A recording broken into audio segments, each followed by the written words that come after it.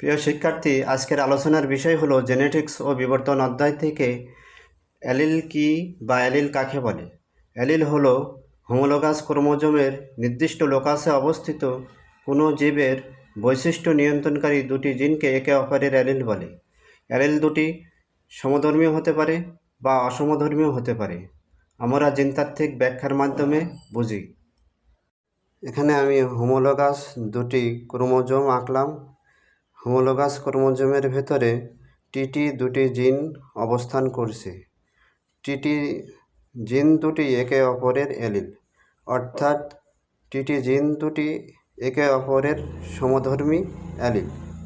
আবার আমি দুটি হোমোলোগাস ক্রোমোজোম আঁকলাম।